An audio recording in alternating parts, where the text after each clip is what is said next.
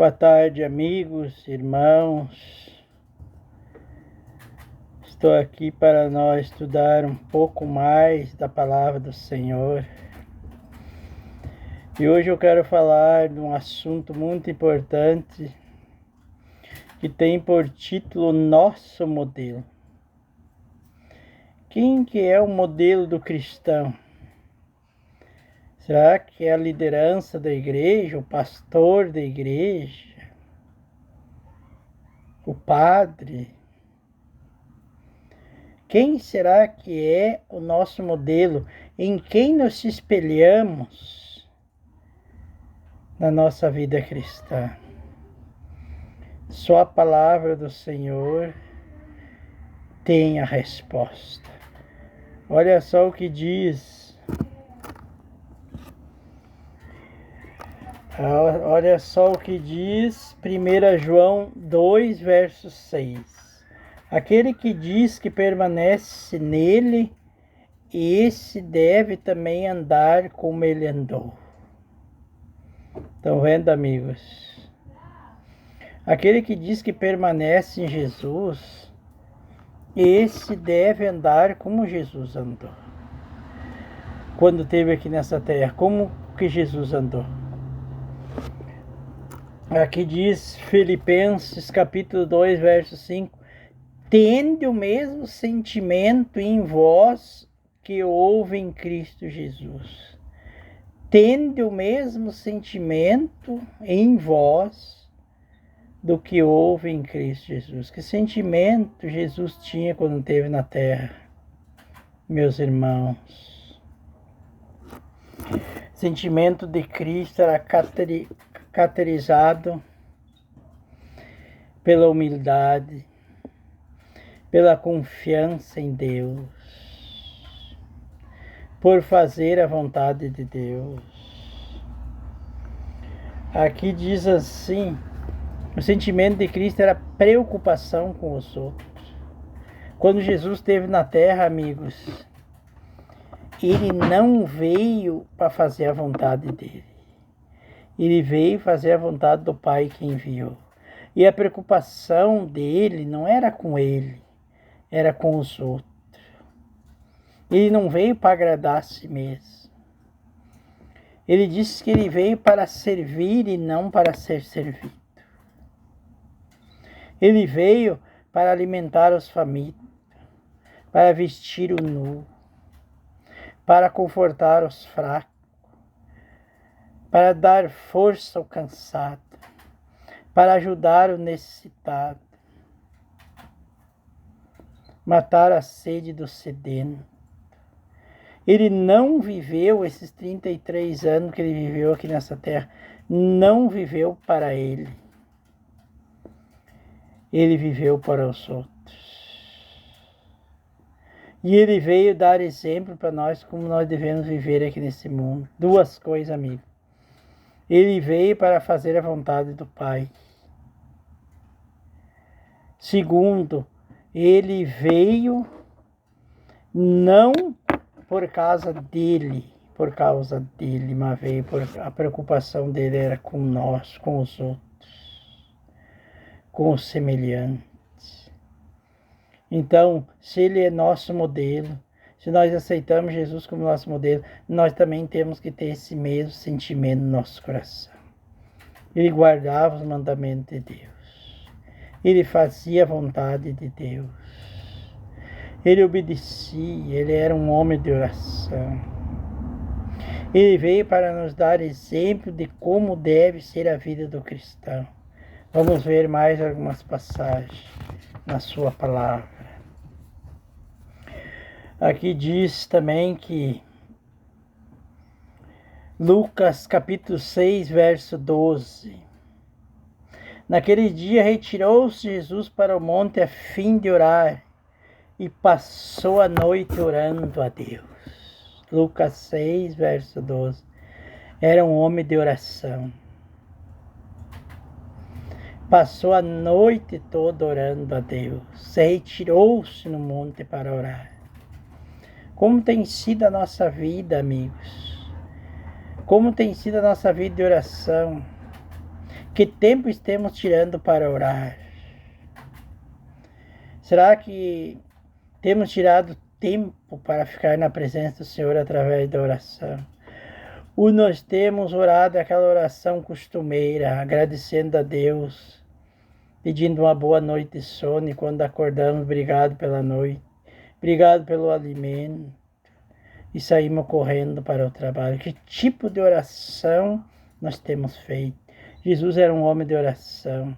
Se retirou para o monte a fim de orar, passou a noite orando a Deus. Vamos ver mais alguns exemplos de Jesus, amigos. Atos 10, o verso 38, diz que o qual andou por toda parte fazendo bem. Atos 10, verso 38, o qual andou por toda parte fazendo bem. O papel de Jesus, amigo, quando esteve aqui nessa terra, era fazer o bem. Todo lugar que Jesus ia, ele fazia o bem. Ele via uma pessoa necessitada, ele fazia o bem. Ele via uma pessoa com fome, ele saciava a fome. Ele via uma pessoa doente, ele curava. Ele via uma pessoa desanimada, ele animava. Se precisava de palavra de conforto, ele confortava. Se precisava dar comida, ele dava. Se precisava vestir, ele vestia. Ele só fazia o bem. E nós, amigos, se nós temos Jesus como nosso modelo, como nosso exemplo, nós temos que seguir os passos do Mestre. Vamos ver mais alguns exemplos de Cristo Jesus. 2 Coríntios 8, capítulo 8, verso 9. 2 Coríntios, capítulo 8, verso 9, diz assim: Pois conheceis a graça de nosso Senhor Jesus Cristo, que sendo rico se fez pobre por amor de vós, para que pela sua pobreza nós tornássemos ricos. Amigos, Jesus deixou o céu, deixou a glória, deixou o universo, deixou a coroa de rei, as vestes reais, e veio para essa terra, se fez pobre, para poder ajudar o homem. Se fez pobre para que nós fosse rico. Como que se explica isso? Se fez pobre. Se fez homem. Se fez carne. Se fez homem para poder espiar a necessidade do homem. Para poder ajudar o homem. Para poder sentir na carne o que o homem sentia. Para depois poder se tornar o nosso sumo sacerdote. Se fez pobre, deixou a glória do céu, deixou as riquezas, deixou a adoração dos anjos. E veio para este mundo tenebroso. Veio para este mundo pecaminoso. Esse mundo de treva. Se fez homem, viveu como homem. Tinha todas as necessidades de um homem. Se fez pobre para poder nos enriquecer. Não pensou nele, mas pensou em nós. Não pensou na situação dele, mas pensou na nossa. Que nós possamos ser assim também, meu irmão, meu amigo, aqui nessa terra. Não viver para nós, mas viver para os outros. Não pensar em nossa necessidade, mas sim na dos outros. Não pensar em saciar a nossa fome, mas sim a fome dos outros. Não pensar em nossas dificuldades, mas na dificuldade dos outros. Se fez pobre para que nós tornássemos ricos. O Rei do Universo se fez pobre. Que maravilha, meus amigos. Que maravilha. Deus considera, amigo, essa terra aqui como um abismo, lugar de treva, lugar de escuridão. E Ele veio na mais profunda miséria. A família dele em Belém, quando ele se fez homem, era da uma mais pobre de Belém. Mas a pobreza, amigos, não é problema. A pobreza não é pecado, a pobreza não é defeito. O orgulho, sim, no coração, que tira o lugar do homem no reino do céu. Vamos ver mais um exemplo, mais uns exemplos de Cristo Jesus na sua palavra. Lucas capítulo 23, verso 34 diz o seguinte: quando Jesus estava dependurado na cruz, com os cravos nas mãos, nos pés e uma lança na sua barriga, ele olhou para aqueles que crucificaram e olhou para o céu e disse: Pai, perdoa-lhes porque não sabem o que fazem. Amigos, Jesus era um homem perdoador. Ele era um homem que dava o perdão. Ele é o nosso Salvador, um Deus amoroso. Pense bem, amigo, às 9 da manhã penduraram na cruz. Às 3 horas da tarde ele morreu. Ele ficou 6 horas pendurado numa cruz, no madeiro. Perdeu quase todo o seu sangue. E mesmo assim, não usou nenhuma palavra de maldição para seus malfeitores. Ele ainda orou e disse: Pai, perdoa, porque não sabe o que fazem. Como está sendo, irmãos e amigos, a nossa vida de perdão? Quando alguém nos maltrata, como estamos reagindo? Tem pessoa que diz assim: se alguém matar um filho meu, eu não quero nem saber. Eu vou lá e faço mesmo. Mas não foi isso que Jesus fez. Ele é nosso exemplo, ele é nosso modelo.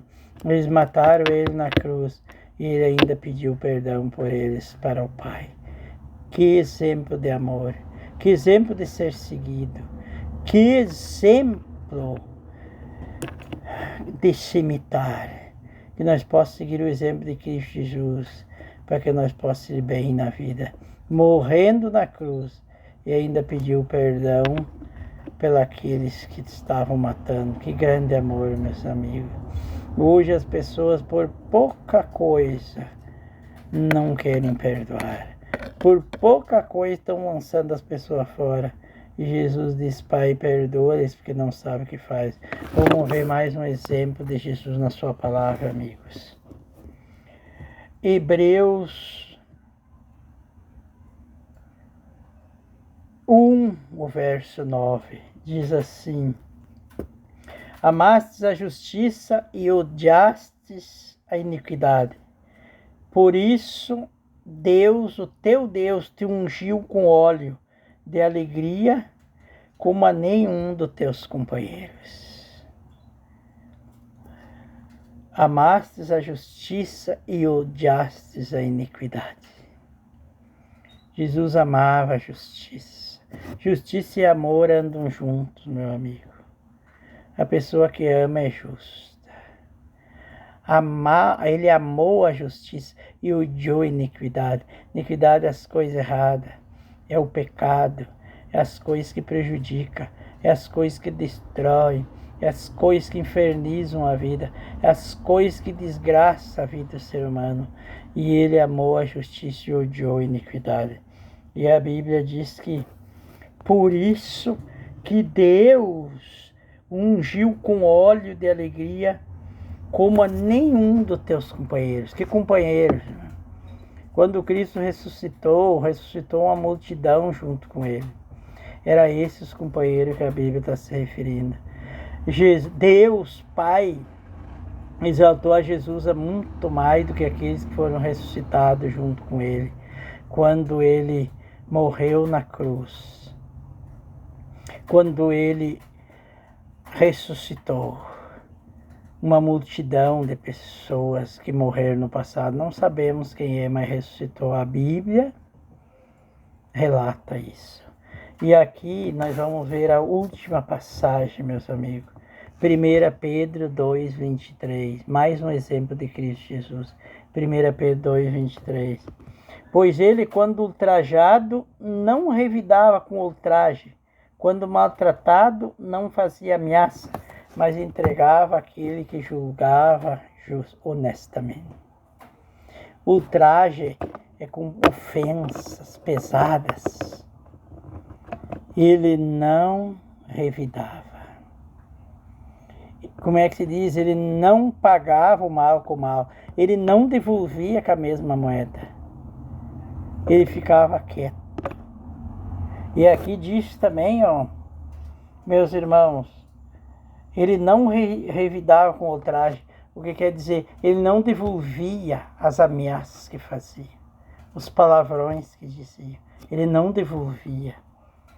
E quando maltratado, não fazia ameaça. Vocês sabem que ele foi esbofeteado, cuspiram no seu rosto, ele não ameaçava, mas entregava aquele que julga, a palavra diz retamente.